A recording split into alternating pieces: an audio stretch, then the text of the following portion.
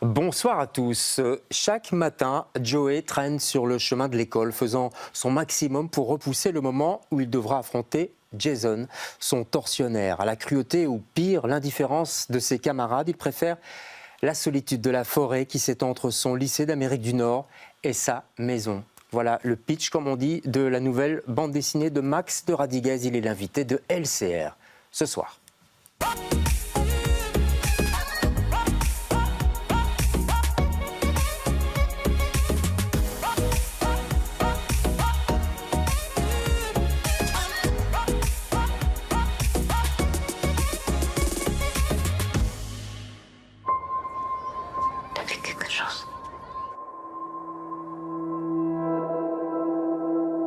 Dis-moi, qu'est-ce que tu as vu?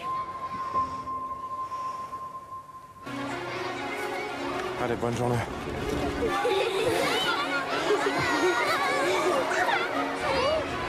Je veux rester avec toi. On jouera ce soir, d'accord? Par ici. Plus vite, plus vite, plus vite. Arrête! Pourquoi ils font ça? Je sais pas.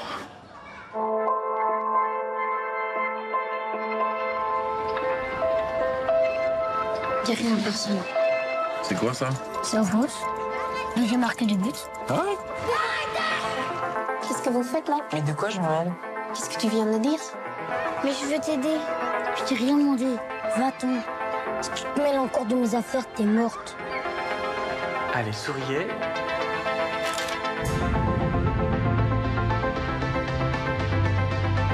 Super. Regarde bien devant toi. Je suis sûr que vous êtes capable de faire en sorte que ça se passe bien. Si vous avez un problème, vous m'en parlez, d'accord? Quand on aide, ça empire. On ne peut pas toujours aider les autres comme il faudrait qu'on les aide. Voilà, ça c'est la bande-annonce de Un Monde, de Laure Vandel. Si vous ne l'avez pas vu, allez-y, on trouve ça encore facilement. C'est sorti il y a quelques années dans des DVD. Il en existe encore, notamment à Saint-Gilles. Bonsoir Max de Radiguez. Bonsoir. On est ravis de vous avoir. J'ai passé cet extrait parce que ça parle de harcèlement.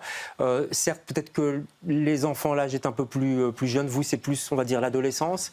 Mais pourquoi ce sujet, d'abord, de harcèlement ? En fait, c'est venu un peu malgré moi, quoi. Donc, en fait, j'ai commencé ce récit sans trop savoir de quoi je parlais. Ouais, vous aviez un début et une fin, c'est ça? Voilà, j'avais un début et une fin sans trop savoir quelle direction ça allait prendre. Et les personnages ont pris un peu le dessus. Et je me suis vraiment engouffré dans cette thématique malgré moi. Ouais. Donc, c'est pas une thématique qui vous... Enfin, je veux dire, vous n'avez pas été harcelé à l'école quand vous étiez petit Non, pas plus que n'importe quel enfant, quoi. J'ai eu plutôt une enfance de cours de récré tranquille, ouais. Bon, vous avez juste été agressé par un houski quand même. Je le dis parce que vous le racontez dans une autre bande dessinée. C'est vrai, hein, en Oui, skate. c'est ça, ouais, tout à fait. En faisant du skate. Mais pourquoi l'adolescence? Ou en tout cas cet âge un petit peu d'entre-deux, mais qui est très, très puissant finalement, parce que tout est exacerbé, quoi. Les amitiés, les amours, etc. Mais c'est exactement ça. En fait, je trouve que l'adolescence, on en parle assez peu. Et quand on en parle en bande dessinée, en tout cas, c'est souvent de manière très stéréotypée. Des ados qui s'ennuient, qui s'intéressent à rien, qui sont boutonneux, qui se tiennent mal, qui sont mal habillés, qui sont un peu vulgaires et tout ça. Un peu comme dans Sale Gosse, quoi. Voilà. Et en fait, l'adolescence, pour moi, c'est pas ça. En tout cas, c'est un moment avec des amitiés super intenses, avec des jours qui sont extraordinaires. Et sur la même journée, on vit la pire chose du monde. Voilà, tout est haut et bas. Et voilà, et c'est vraiment un moment de changement et crucial. Ouais. Tout est haut et bas, mais quand même assez bas. Souvent, j'allais dire, c'est un peu l'âge dur, c'est le nom d'une autre de vos bandes dessinées, mais il y a une dureté quand même, je trouve. Il y a une dureté, mais en fait, le moindre petit événement peut rendre une journée magique, quoi. Dans l'âge dur dont tu parles, il y a par exemple le fait de frôler le coude de sa voisine de classe qu'on aime bien. Et des petites choses comme ça vont faire qu'en fait, une journée va devenir extraordinaire alors qu'elle était toute pourrie au début. Ouais. Ici aussi, quelque part, il y a des petits moments. Donc, il est harcelé à l'école par Jason, hein, c'est Joe qu'on voit sur la couverture, Joey. Et puis, à un moment donné, il se retrouve à l'infirmerie, par exemple. Et là, il y a un moment un petit peu plus doux, quoi, j'ai l'impression. Il veut le prolonger, d'ailleurs, ce moment. Oui, ça, il y a des moments de douceur. Et puis, entre autres, avec la nature aussi. Donc, parce Voilà. qu'on le voit C'est ça qui est important. traverser, comme tu disais, traverser le bois entre sa maison et l'école. Et donc là, il y a des moments où il est seul et il observe la nature, les animaux autour de lui. Et c'est un peu des moments de grâce pour lui dans sa journée, quoi. Ouais. C'est la neige parce qu'on est en Amérique du Nord, c'est un orignal. Moi, je ne connaissais pas, d'ailleurs, tout le monde dit original. Enfin, pas tout le monde, mais ceux qui ne connaissent pas cet animal. Ça vous fait rire parce que vous y avez pensé forcément, non? Oui, on m'a dit, parce que donc, c'est un livre qui est sorti déjà il y a 10 ans Oui, en noir et blanc. chez Delcourt. Chez Delcourt, et à l'époque, il m'avait dit non, t'as pas le droit d'appeler ça original, tout le monde va dire original. Bah Et ouais, j'avais dit clairement. mais non, évidemment que non. Et en fait, si. Ouais, en tout cas chez nous. Oui. Alors, le premier titre en anglais, parce que ça vient d'un fanzine, à l'origine, ça remonte à 2011, hein, qui était en anglais, qui s'appelait Mousse, je crois. Oui, c'est C'était, il n'y avait pas de texte parce qu'il fallait que les anglophones comprennent, c'est ça? Oui, c'est ça. En fait, moi, du coup, j'ai habité pendant un an aux États-Unis Ouais. pour une résidence d'auteur de bande dessinée. Et j'avais commencé un fanzine là-bas. Et voilà, je voulais que ce soit lisible par mes amis anglophones, mais en même temps, je voulais que ce soit lisible par mes amis francophones. Et donc, j'avais décidé de faire quelque chose sans texte. J'avais assez peu de temps et j'avais fait juste une scène de Joe qui court dans la neige, qui a l'air d'avoir peur de quelque chose. Et j'avais fait vite 8 pages comme ça. Ouais. J'avais marqué numéro 1. Et je m'étais lancé comme ça dans l'histoire sans savoir si c'était un début, une fin. Qu'est-ce Ouais, que c'était. et qu'ils allaient attendre le numéro 2. Parce que c'est malin de mettre le Voilà. numéro 1. Si, Quand s'il on y a a pas numéro de 1, deux. les gens demandent un numéro 2. Oui. Voilà. Et alors, c'est ça. Donc, c'est ce que vous avez expliqué au début de l'émission. Vous avez quelque part rempli le milieu avec des personnages, avec ce Jason, etc. Et cette idée, elle est venue comment? En fait, donc l'idée principale, c'était vraiment, je ne vais pas révéler la fin parce que Non. elle est importante, Surtout mais pas. la fin est assez cruciale et assez brutale pour le lecteur. Et du coup, j'avais besoin de trouver un chemin pour faire accepter au lecteur de l'emmener jusque-là, quoi. Ouais. Et donc, voilà, il fallait trouver le bon chemin pour que le lecteur ne me quitte pas en route ou soit pas outré en fermant le livre. Tout à fait. D'où cette idée de harcèlement, on ne dira pas jusqu'où. Fin brutale, c'est vrai, alors que c'est une BD jeunesse, comme on le dit, il faut bien les classer. C'est pas trop brutal, vous n'êtes pas quand même retenu par rapport au fait que ça peut être lu par des très jeunes lecteurs? Ben, en fait, je pense que après, pour moi, Enfin, tous les livres vont ouvrir à la discussion. Donc, je pense qu'il Oui. n'y a jamais trop tôt. Et bizarrement, ce livre, j'ai fait beaucoup d'interventions dans des classes autour de ce livre. Et parfois, dans des classes très jeunes, où on me disait en 6e primaire, on m'invitait dans des classes pour parler de ce bouquin. Et je me disais, oh là là, 6e primaire, vous êtes sûr, ils ne sont pas un peu jeunes? Et les profs me disaient, ah, mais en fait, on a besoin de pouvoir parler de ça, on n'a pas beaucoup de moyens d'en parler. Et donc, on est très content d'avoir des livres pour le faire. Ouais. Question plus éditoriale, c'est sorti, vous l'avez dit, en noir et blanc chez Delcourt il y a quelques années. Pourquoi le ressortir et le coloriser chez Casterman, du coup? Qu'est-ce qui s'est passé? Ben donc, du coup, ce qui se passe, c'est qu'un livre, une bande dessinée, et même un livre en général, ça a une durée de vie très courte en librairie. Et plus le temps passe, moins la durée de vie est longue. Et long, forcément. Et, ce livre-là, il avait 10 ans, il était un peu oublié. Il était un peu dans les fins fonds du catalogue de Delcourt. Ouais. Et comme moi, je travaille de manière plus active avec Casterman, on a décidé de le ressortir chez Casterman. Et pour donner un petit plus au lecteur, on l'a remis en couleur pour que ce soit vraiment une nouveauté, quoi.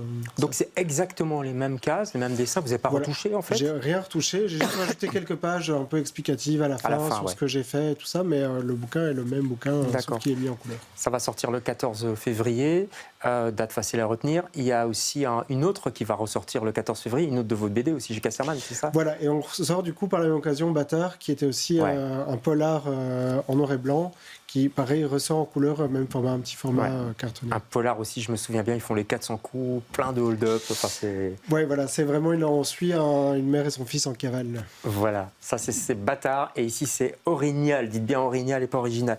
Vous avez ramené 2-3 fondines parce que je vous en ai demandé, c'est un peu votre spécialité, c'est la base, vous avez commencé là, non?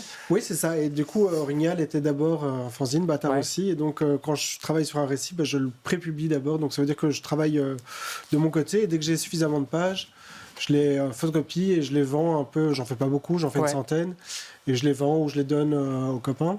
C'est quoi l'avantage d'un fanzine par rapport à une bande dessinée? Je sais que l'employé du mois, par exemple, c'était ça au début. C'est devenu une maison d'édition, mais c'était des fanzines à la base. Ben, l'avantage, c'est qu'on dépend de personne, quoi. Donc voilà, là, les fanzines que tu tiens en main, je les ai fait tout seul, sans demander l'avis de personne. Je me suis fait quand même faire relire pour mon orthographe, parce que j'ai une piètre orthographe. Mais après, c'est quelque chose que je peux faire de manière indépendante quand je veux. Ben, là, il y avait le festival d'Angoulême, et donc je me suis vite dit, j'ai un nouveau fanzine pour Angoulême. J'ai vite dessiné, imprimé, et j'ai amené quelque chose pour pouvoir montrer où j'en suis. Et aussi, faire de la bande dessinée, ça prend beaucoup de temps. Donc on travaille parfois 1 an, 2 ans sur un livre. Et le fait de le pouvoir le hacher en petits morceaux et de le sortir au fur et à mesure en fanzine, ça permet de se voir avancer. Et aussi, quand voir les gens... si ça plaît aussi peut-être Oui, et puis aussi, beaucoup de gens qui disent « Mais qu'est-ce que tu fais ?» Quand tu leur dis « Je fais la même chose que je faisais il y a 6 mois. Là, je peux au moins leur dire « Je fais ça, je travaille là-dessus, je peux te donner un exemplaire. » C'est ce qui s'est passé pour Orignal. À un moment donné, on vous a dit « Bon, c'est quoi ce truc-là » Exactement. Et maintenant, c'est en bande dessinée. Les fanzines, on peut les trouver aussi dans des librairies dans les librairies bruxelloises. Spécialisées plutôt au BD, alors, du coup. Plutôt au BD, et puis aussi sur mon site internet, je les vends en direct. Donc c'est maxderadiguez.com. maxderadiguez.com. Et donc dedans, pour le moment, il y a le nouveau récit que je suis en train de faire qui s'appelle Marco. D'accord, qui sortira en BD un jour, j'imagine, en dur. Allez, un dernier mot sur votre choix de livre, de lecture. C'est le Brecht Evans, le dernier, quoi. Voilà, le dernier Brecht Evans, le Roi Méduse, tome 1, qui est sorti la semaine passée, je pense. Je l'ai lu ce week-end. C'est une super claque. Graphiquement, c'est incroyable, comme d'habitude. Comme d'habitude, c'est ça. Moi, je trouve ça encore mieux que d'habitude. Je ne sais pas s'il y a des lecteurs de Brecht Evans, mais il faut absolument lire son travail. C'est un auteur belge, en plus. Voilà. Et c'est chez Actes Sud BD. D'accord, on se précipitera sur cette bande dessinée et on passera à partir du 14 février. Achetez également votre dernière BD, pas nouvelle, mais dernière. Un peu quand même. Un peu quand même, allez. Orignal. C'est vraiment à conseiller et je crois qu'on peut lire ça finalement quasi à tout âge, peut-être pas petite enfance. Au pire, les parents lisent d'abord pour être sûr. Ouais, les parents lisent d'abord et puis les adultes. Ouais, effectivement, les adultes. Merci beaucoup Max d'être passé chez nous. On se retrouve demain avec d'autres invités. Bonsoir.